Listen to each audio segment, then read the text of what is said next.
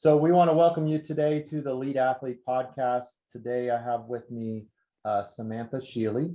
She's a coach, certified counselor, female athlete, I believe national champion. Is that right? No, way to bring it up. I lost 1-0 in the championship Oh, game, but well, very close. national championship. I am a professional champion. My rookie year in the MPF league, we won it. So, and an Italian league championship as well. So, you know. A champion across the board. Thank you. So today she's going to talk to us, or we're going to talk just about female sports, about coaching. And I'm really glad to have you here with us today. So thanks for being on. Thanks for having me. Yeah, thank you. Awesome. So you've already started to share a little bit of your pedigree, championships, but share a little bit of your background, just kind of where you came from and where you are right now. We'd love to hear about that. Yeah, right on. Originally from Iowa, born and raised, so Midwest girl. I would consider myself a late bloomer when it came to athletics. I played especially softball, but I was a pitcher, and I grew up swimming, playing basketball, all through high school, and I think that really helped me as an all-around athlete. But I stuck with softball. Being from Iowa, we play high school ball in the summer, so recruiting, my parents had no idea. It was kind of I decided my senior year of high school, senior summer actually, to go on and continue to play. So I went to a junior college in Iowa, Indian Hills Community College. Went to a championship series there as well, and then went on to Division II at Emporia State in Kansas. By far one of my best experiences, 2008, like you mentioned, we went to the World Series. I pitched actually every inning except for one in postseason to get to that championship game. We did lose 1-0. I gave up a home run in that first inning. It's rough, but it's a great game. I loved my experience at Division II. And after that, I went out and I tried out to play in the professional league at the time was the National Pro Fast Pitch. So I got to spend 2 summers there playing in the professional league. And again, another level. And to say, I think I played with some of the best of all time. You have as far as the pitchers, I got to pitch against and play against Jenny Finch, Monica Abbott, Kat Osherman. She was on I guess I was on her team my rookie year. I learned so much from her.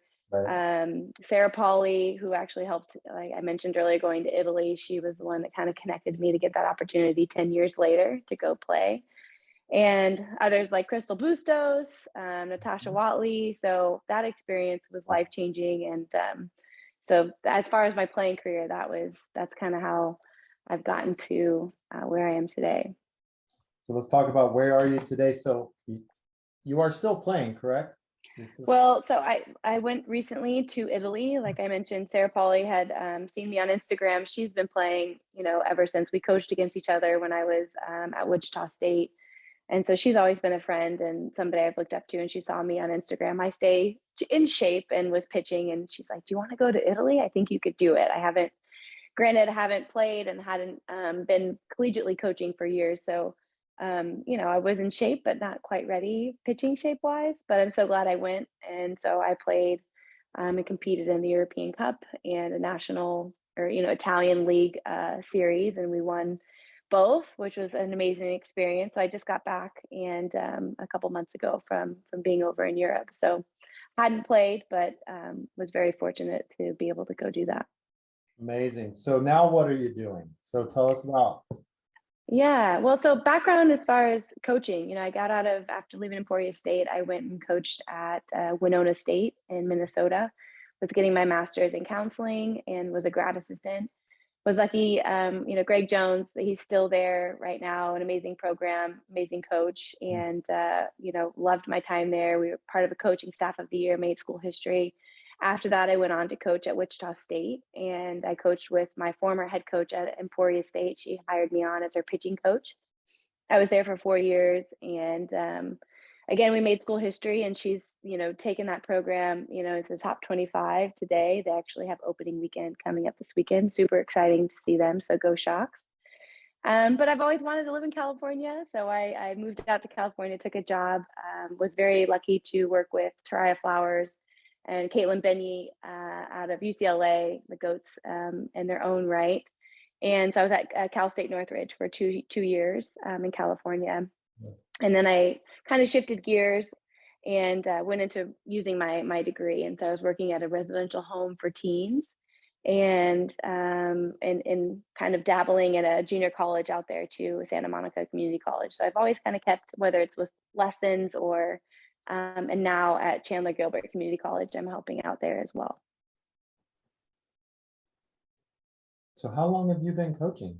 Total. Yeah, total. I mean, you know, I graduated in 2004 high school, and I would always come back and help out with my high school team. So technically about 18 years from there, but college coaching about 15 on and off. You know, I had a couple periods there where I was not coaching collegiately, but I was still, you know, mentoring athletes and giving lessons on the side. So. Wow. And so you have a master's in what, behavioral counseling?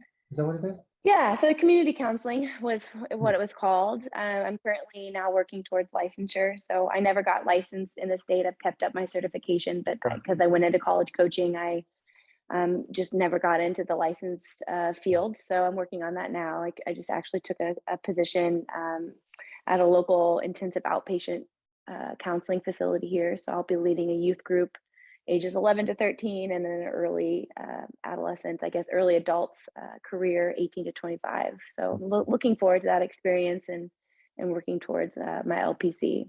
Gotcha. Yeah. So you've been able to blend coaching with your passion for working with young people, counseling piece and that sort of thing. Is that what led to the flow leadership? Is that I was trying to look into that. I'd be really interested for you to tell us about what that, the genesis of that. Yeah, I mean, it really is. I think, you know, when I look back at my coaching career, you know, when I was a young coach as a grad assistant, obviously I'm that in between. And when you're an assistant, you're kind of the go-to for team, you know, the athletes to talk to you before they talk to the head coach. And over the years, I just had a lot of one-on-ones with college athletes that I saw just how important, and I experienced this myself, but the mental health side and the emotional part of performance. And I love to win, I'm a competitor, but I realize that our student athletes aren't going to be able to compete or consistently enjoy the process of being a high level athlete if we're not, taking time to look at the other aspects of the whole athlete. And so I think just as the years went on, I really started to just feel drawn to wanting, to do more. So I would find myself as a young coach wanting to do more of the mindfulness training, bringing in yoga, bringing in different cross training, having more of my conversations were shifting towards, how they were handling life's challenges on and off the field. And so, again, and I experienced this as an athlete. I think I was a very high functioning, competitive athlete, but I think there was probably some anxiety and even seasonal depression that was very, undiagnosed, because as athletes, we tend to hide that or use our sport to over identify and cope. And I definitely think I experienced that. And then my MPF experience, I think I was so grateful, and that was very intimidating though. I did not really have the tools to fully handle that. Like I said, just since I was with such amazing athletes, the pressure and understanding what that was like. So I wanted to help young athletes kind of navigate that, since I didn't necessarily have anybody. And thankfully, the mental health stigma is changing. But then also tying that into performance under pressure and then leadership. So that's kind of where the title came from. I was doing research on flow. A psychologist, Mihai Csikszentmihalyi, who was the founder and developed the word flow, and learning more about it, I just realized that I had experienced flow often, but I used to think it was only in, the state championship or the postseason tournament run, or just certain high level games, where now I know it's flow is something that we all experience in multiple ways, and that's actually a skill. And the more we can understand it, we can tap into that more consistently. So let's talk a little more about that. What, give us an example of like what flow is. Well, I could ask you, when you hear the word flow, what do you think of first? Oh, I think like being in the zone. It's like Mhm. things are, um, things are working out, things are, you feel good, you play well, you're performing Yep. well. That's, just Yeah, that's pretty very much much on what it all is. aspects, right? Mind, body, and spirit. You just feel like you're on, or you're Yes. in the zone. In the zone is kind of, I mean, definitely in the sports world is definitely how that's most recognized, right? Excuse me. Um, but Mihai had studied and went and studied doctors, elite sports, like mountain climbers and high risk level athletes, musicians, artists, and just understanding and researching them in those moments of whether it's a intense surgery, a big moment, a big performance, and just what they were going through and how they got there. So it's understanding those factors, like you mentioned, a couple of like things are just clicking. It's easy. I always like to say that the best make it look easy. Mm. Something that is extremely difficult, they make it look effortless. They're not really, they're focused. Time can pass, right? So sometimes we know maybe you've had a long day and it really just flies by, or a long game that just seems like it's over in a minute, or an experience that seems to slow down and you can see, maybe like the ball in our case, Right. like you're going to see it so big. So being able to tap into kind of a heightened awareness, and and then something that you enjoy. I think that's the other part that we miss, and I think we talk about with athletes today, maybe a little burnout and the pressure, and knowing how to handle those moments and enjoy, and getting into a state of flow more often. Gotcha. Yeah. And in the pre-recording, we talked a little bit about coaching and my experience and just some of the things we like about coaching. But um, what do you feel like in terms of what do you feel like some of the issues that the athletes are dealing with right now, whether it's male or female athletes, or male?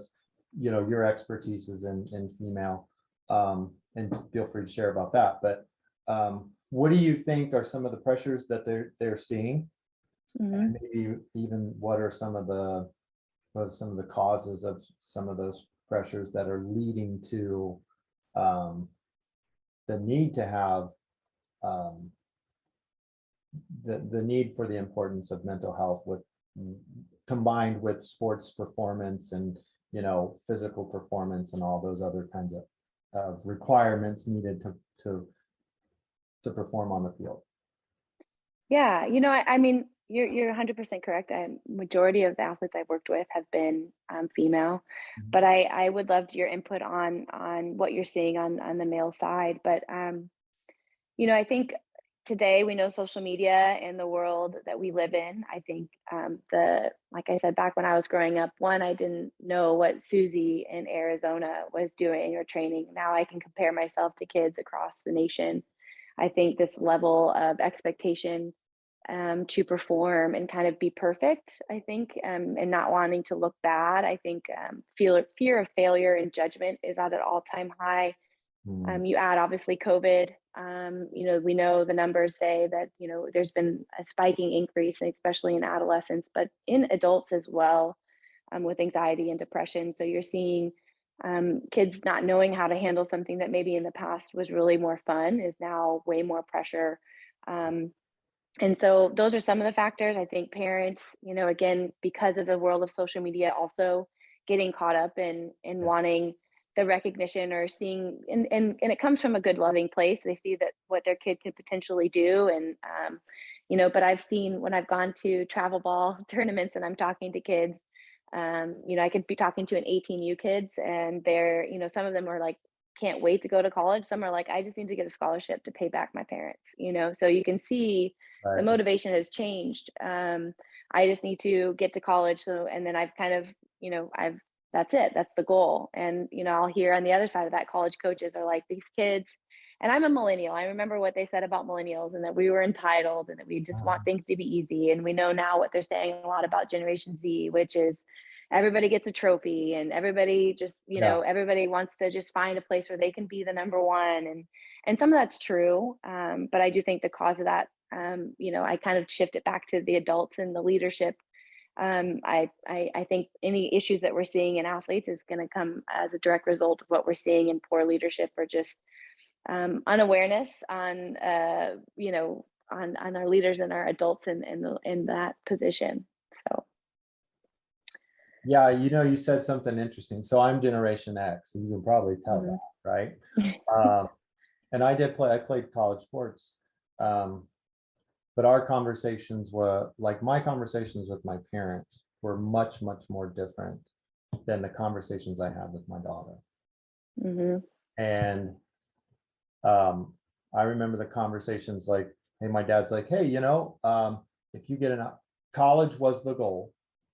It wasn't going to play college sports, even though, I would be outside of the margins, athlete. I was an all conference and blah, blah, blah, and all that kind of stuff, and a good athlete. It was never, you're doing this to go play college sports. It was always like, okay, the first goal is you're going to get a college education. And then if you get a chance to play college baseball or football, will awesome. That's even better. And Mhm. and to your point, I hear a lot of athletes now, because that's where I'm at in the recruiting space. A lot of parents, a lot of athletes says, I need to go to, I want to get that scholarship to pay for that, or to pay, as you said, to pay for my parents, like to pay for the Mhm. travel ball and to pay for all that kind of stuff.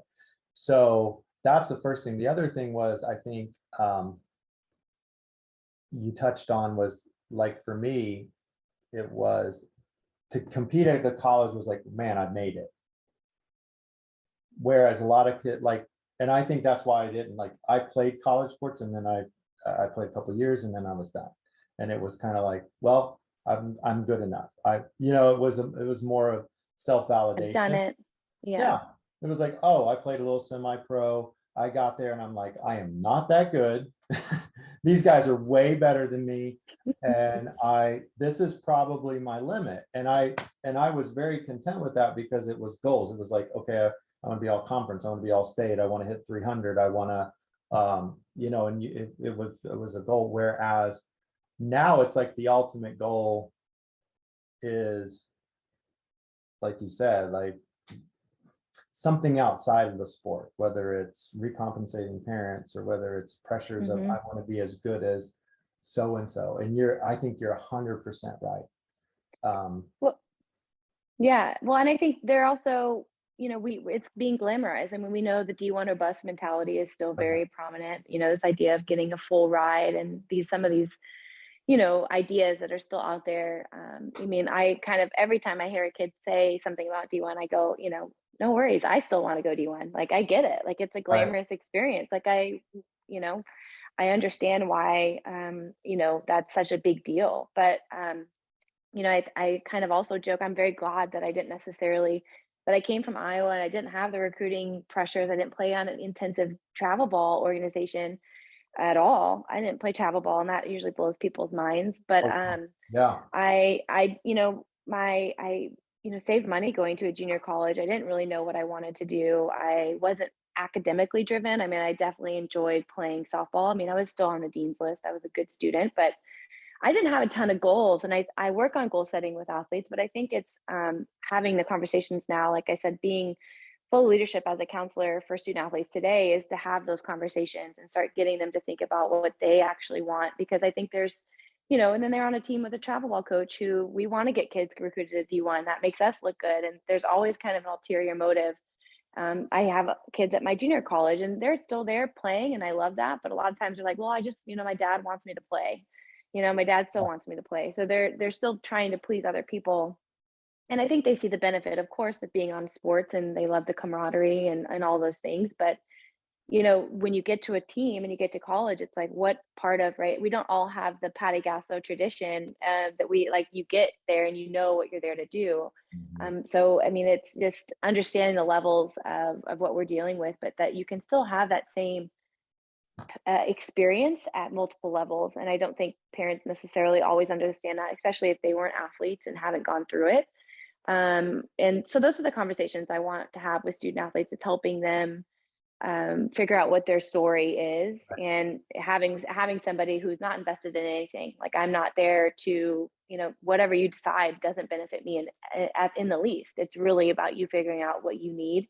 And I think, and there's great recruiting services out there that I think help that path. I sometimes think about, had I had that back in the day, where I would have ended up, because I think I definitely was capable of competing. I've kind of shown that I could hang with some of the best athletes. So, but I wouldn't change my story. I'm very grateful for the experiences that have brought me to where I'm at today. But I still get it. I go, if I'm introducing myself to travel ball coaches, and right away the answer is, well, did you play D1? What college did you go to? Like that means I'm either worthy or I'm not. And I still kind of laugh, when coaches ask me that, because I also want to ask, okay, how often have you played? Where did you Yeah, go? where did you play, right? Whose dad are you? And I'm not to be a little, but it's like I walk around these travel ball, tournaments sometimes, and I think we're doing a disservice to our athletes. We're losing instincts, where it's becoming more about, obviously, I was a pitcher. We're not seeing catchers call games hardly anymore. It's about the coaches having their bands, trying to be. I think the game's changed, and I'm kind of glad that I missed this. Now, I say that, and I also see 12Us, and I'm like, man, they're way better than I ever was at this Yeah. age, and the skills and the technology that's out there. But yeah, I think as far as leadership, I'm talking to a couple different coaches, college coaches, that they are still struggling. Like, as if you're not at the OU levels and at the top level, they're getting kids that are maybe still not as motivated when they get to college, and they're not really bought in. They don't know how to lead themselves. They don't know how to shake pitches or call a game. And it's like, well, so now we're having to teach some fundamentals of the game at the college level, because they're not actually getting the freedom and the ability to fail and learn and lead in a place on a team. They're instead being constantly high directed, always told what to do, how to do it. They have a hitting coach, a pitching coach, a fielding coach, a training coach. They're overcoached, and that's, I think, why we lack flow, and why we lack leadership Right. in a lot of performance. Everybody, it's almost as if too many voices speaking into your life is not a good thing. I think in terms of mentorship, I have a background in Christian ministry, on all that. You probably have researched me, but so I've counseling, and I've worked at the behavioral health centers and stuff. But Amazing. I think you're right. I think too many voices speaking into a person's life, that does interrupt flow, because it's almost contradictory, right? Yep. And the interesting thing, and I think one of the things that really drew me to pursue sitting down and talking to you and hearing about your part, was that you're really focused on the athlete, and my focus is trying to help those parents, because we do, like, to your point, like social media. I feel just as many conversations with parents who get on social media, and they'll see an athlete get an offer, and they'll immediately, why isn't my son, or why isn't my daughter getting an offer? And I want to tell them a couple things. Well, first off, let's say it's a 6'4" pitcher that throws 91. Right. And I'm like, your son is a center fielder and he's 5'11". Right. We're at two different positions. Two, and they go, and I call it comparison syndrome.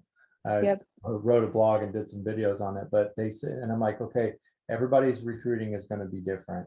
You can't, maybe that team doesn't need a center fielder. There's lots of variables in it, but we kind of talk the parents off to the ledge and say, look, enjoy the process. I would keep telling them, enjoy the process, because you only get to do it once. You're only going to get to go through it once.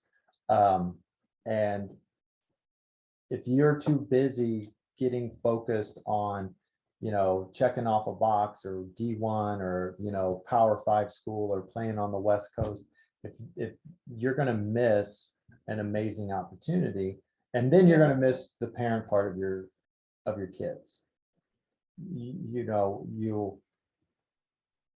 I can parents emailing coaches, parents, like you said, and then the coach gets, oh, well, they finally get the kid and they realize the kid's not ready. The kid, it's because the Right. kids did all the work. Or, we've created these little robots who, yeah, are awesome athletes, Right.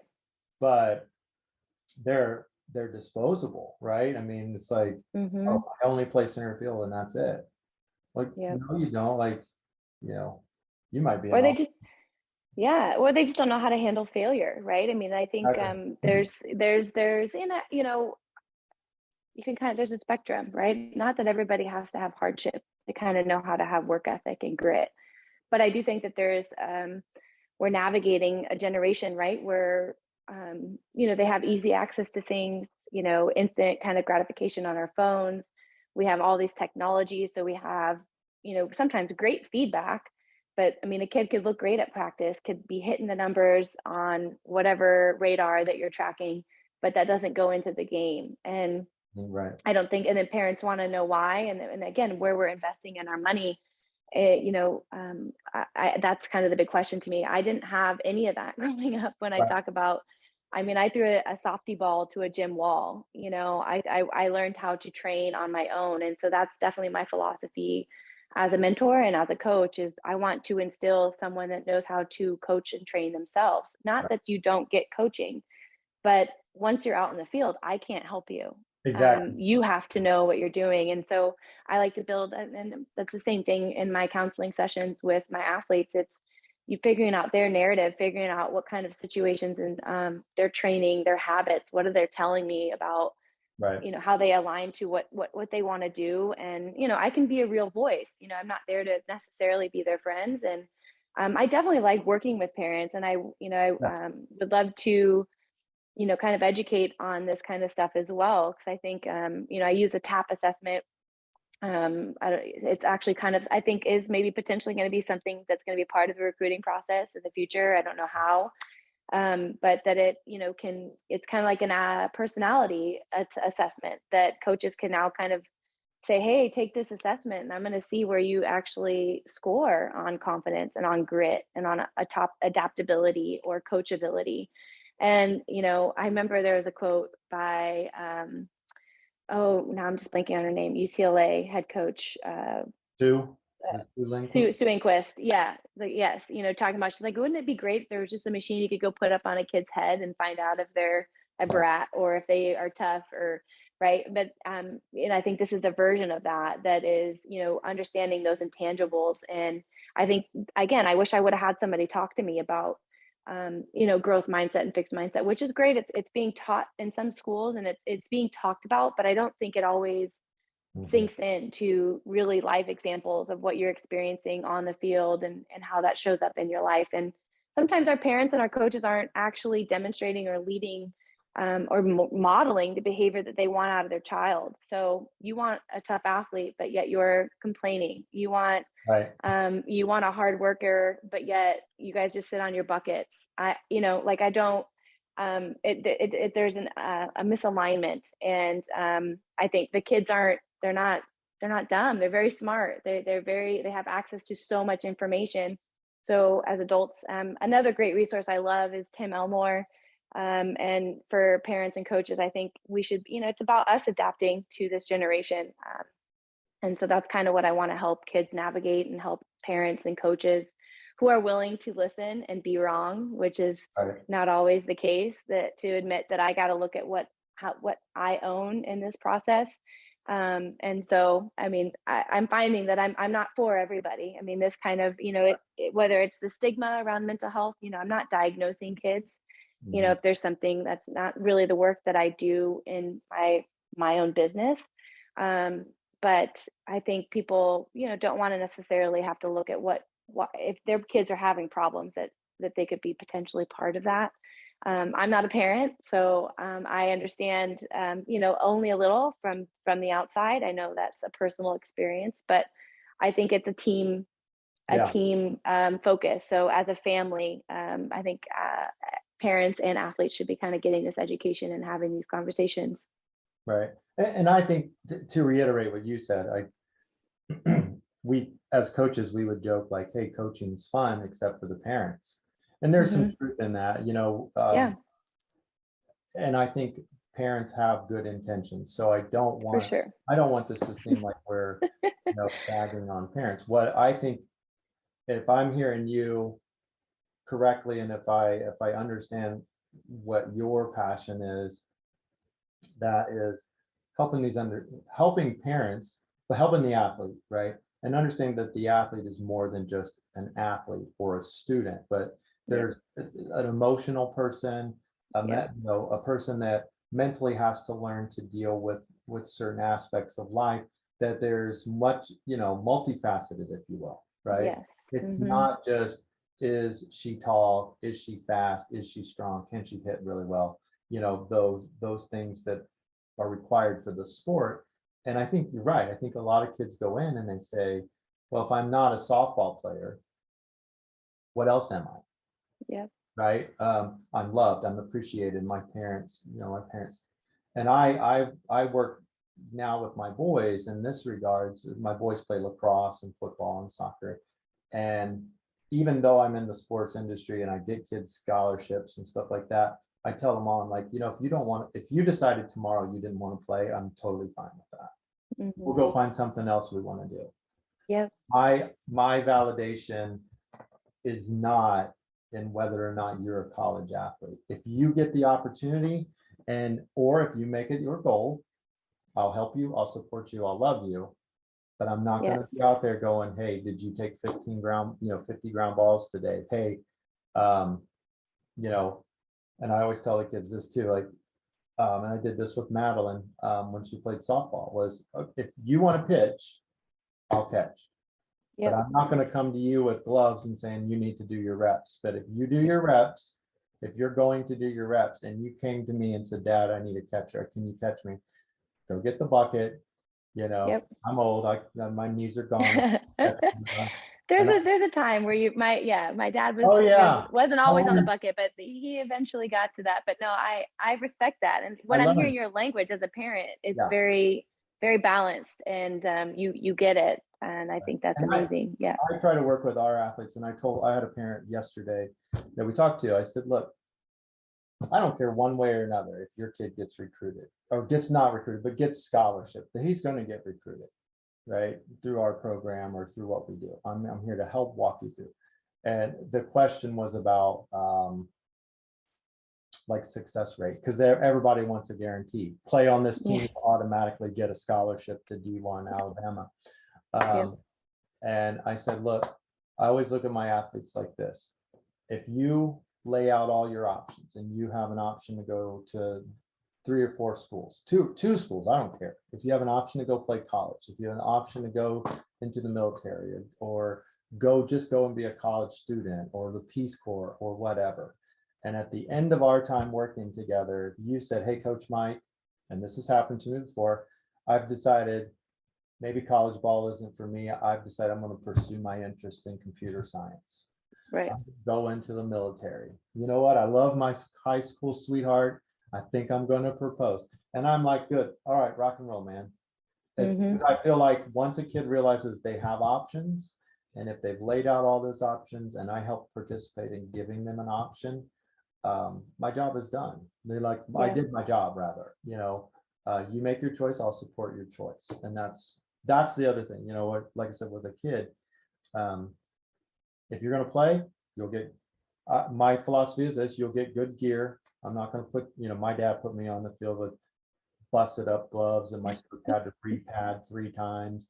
We didn't have $400 bats. We had, right, $50 Eastons, and everybody used the same bat. Or play it against sports was a thing.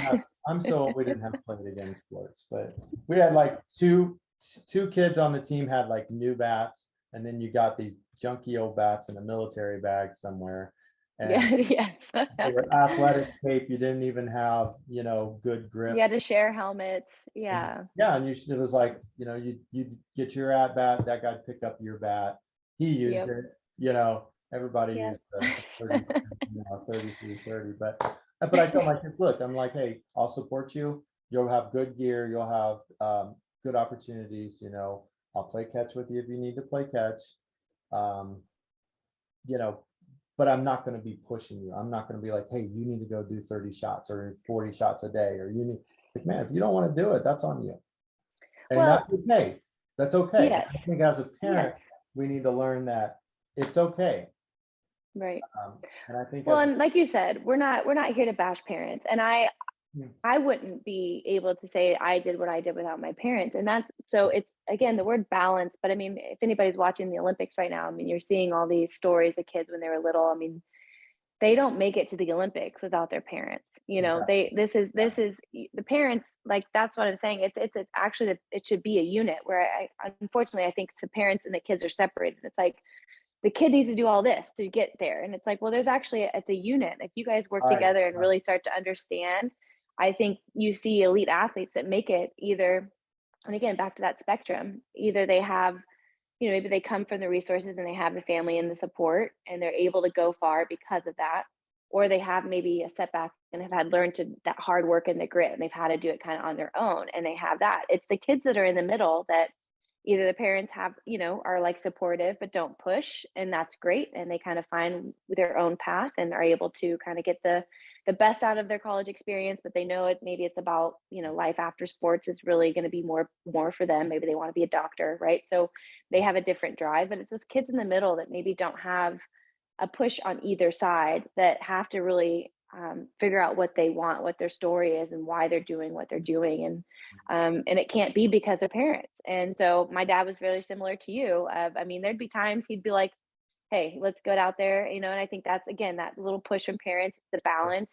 But there'd be times where he would just walk by me on the couch and be like, "I bet someone else is out there pitching, but it's okay," like he would just kind of nudge me and maybe kind of talk a little smack a little bit to kind of light me up and be like, "If you want to do it, you said you had a goal or you said you wanted to whatever, then it's holding you accountable in a way to, Yeah. and I think that's why I learned to love to train on my own. I love to push. I love to know I'm working harder.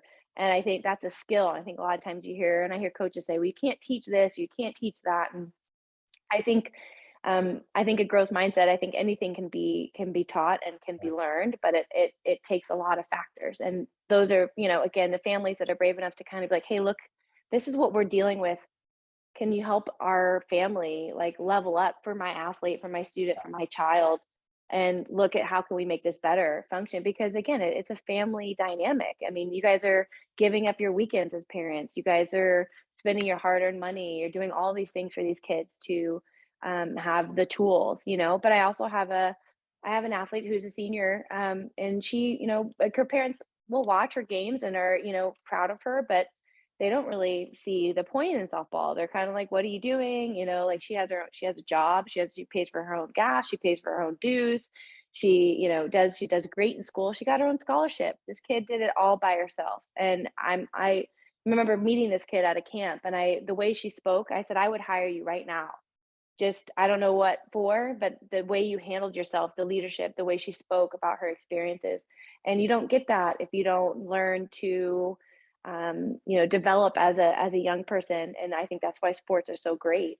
So your story can be shifted, Yeah. and those are the conversations, right? So it's not about the parents, and it's about working together. But yeah, I mean, it's balance, because we can't do it alone. Kids can't do it without their parents Oh, at a certain age. absolutely.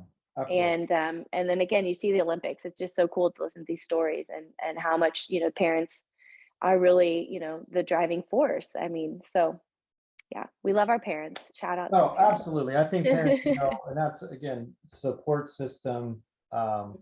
And my work is probably very similar to yours. We need to have the parents involved in that. And Yeah, I, I think I try to make it to where the parents are learning just as much about the process, yeah, the experience of the process as the athlete. And numerous times I'll have a parent just straight up call me and they're like, hey, I was thinking about this, and who could I call? Can I talk to you? And I'm like, mhm, hey, yeah, cool. Like, and I have the same thing from the athlete. The athlete will be like, hey, I was thinking about this, and who yeah, can I call? And I like that from a perspective of it's, to me, it's more than just exposure, recruiting, coaching that recruiting aspect, and you got to do this and that and the other.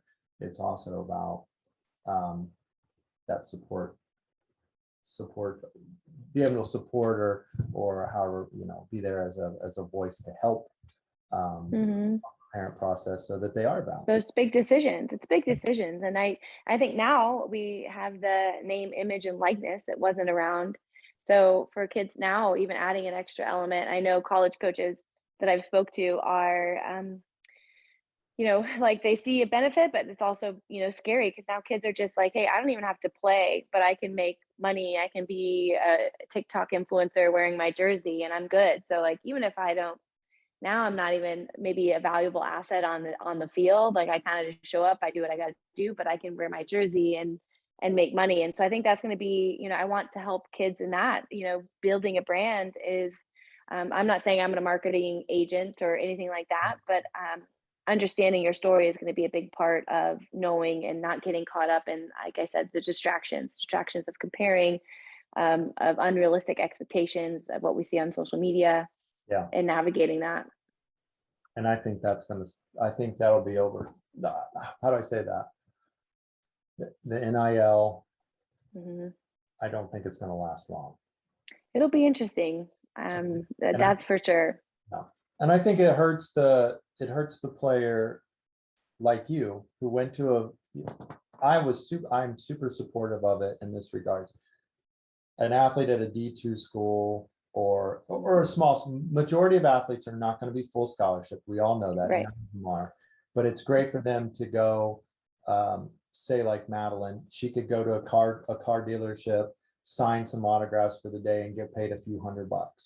Yeah. Or a kid could go in and be like, hey, yeah, the local Dairy Queen, I'll do a quick ad for them. They might get, whatever. Yeah. $1,000 and the kid, that's awesome. Yeah. I think that was the original intent, was how do you help supplement the expensive cost of colleges, because it's expensive. Right. And of course, with anything, it gets used and abused. And, now we see, these huge deals where, like you said, kids were not even signing in football unless they got in NIL deals. Yeah, no, I mean, I can only imagine. Like, oh, we're going to give you 50. We can definitely get you 50 grand or 100 grand to do a couple commercials. And I think they'll pull back the reins on that. I'm very interested to see what it's going to be like. Yeah. And unfortunately, I think it's going to hurt the young people that it was supposed to help, the college athlete that it was supposed to help, who couldn't get a $20 donation from somebody. Right. A boot, just a generous, selling a jersey with my number and my name on it, at a local. Yeah. Or somebody saying, hey, they see you at the Outback, and they were like, hey, we're a big fan of the program, let us buy your dinner. That's a violation. You can't do that. I mean, that's I don't know.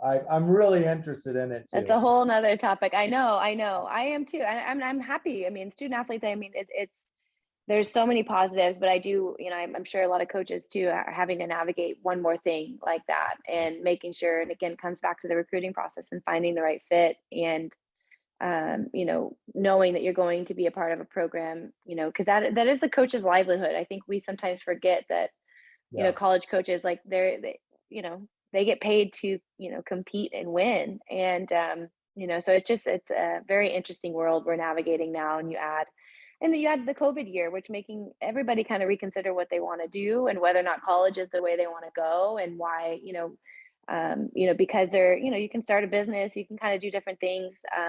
So for this young generation, I think it's just figuring out, Generation Alpha is already different than Generation Z.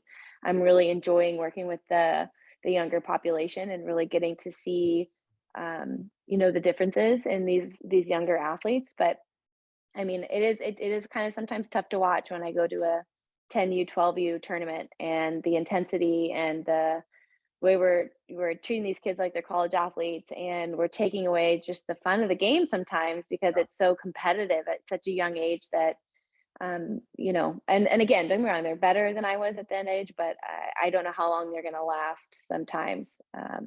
That's Let me a thought ask of mine. This question, it wasn't on the list, but yeah. And I asked this of a lot of travel coaches, baseball and softball. What do you think is the appropriate age for an athlete to begin like travel circuit? I don't know if it's an age. I just, I kind of like to support playing multiple sports. Mm, So I think I just want exposure to multiple sports throughout their early years. I just think it makes a well-rounded athlete. I think it helps them develop as leaders, as followers, and being good teammates, all the things and the qualities that we're trying to instill.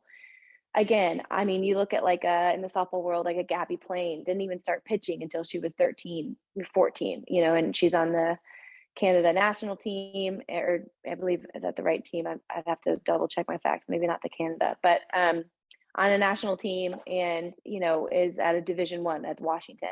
It's mm. definitely not Canada. I'm thinking of somebody else, but Nope. like We don't a, have that big of an audience, so we're not going to get okay. fact-checked, but I think But you're right. I think you it get is my pretty cool. point. I think it's, yeah, I think, I mean, I was a late bloomer, and I think so. I mean, I think, I also think there's kids who are blooming early, that like them getting pushed up and competing with higher levels and competing, whether it's with older kids or whatever, because they're physically advanced, or if they just have some natural abilities, which happens, then great.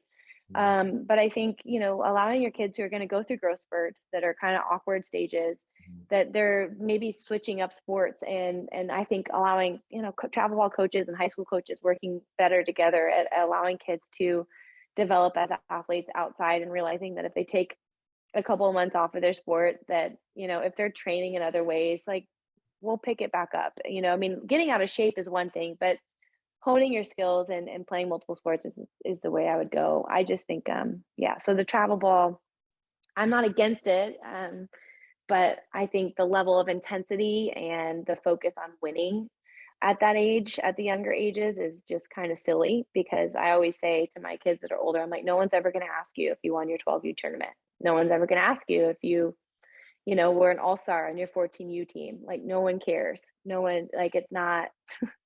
So I just think, again, what that ultimate goal and what we're focusing on, understanding what's really important. So the development and the love of the game that's going to keep a kid in the game for a long period of time. If they don't have that, the focus shifts, and we don't hear, obviously the stories, we don't hear about the Gatorade Players of the Year who get to go to their dream SEC school, who then get there and are so overwhelmed, so anxious, so unhappy that they quit their sport. We don't see those stories. We don't see that on social media.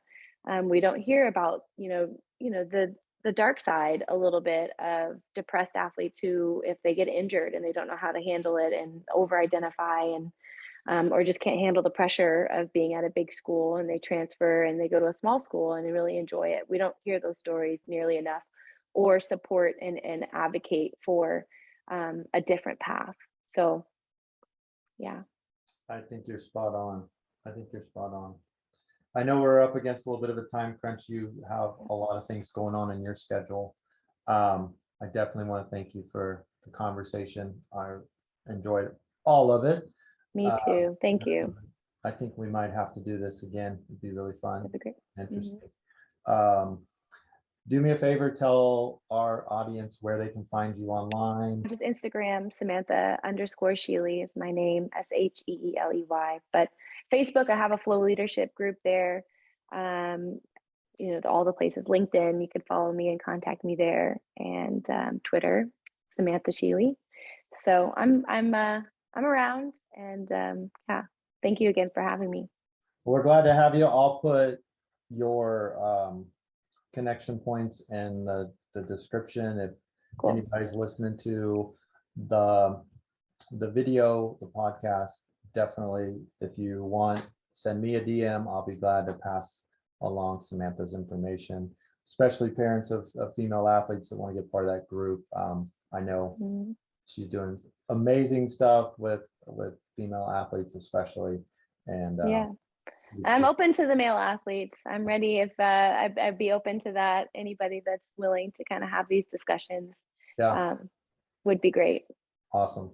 We'll share that. We'll put that in below. Again, Samantha, thank you for your time. It was awesome. Thank you. Yeah. Yeah. Thanks so much.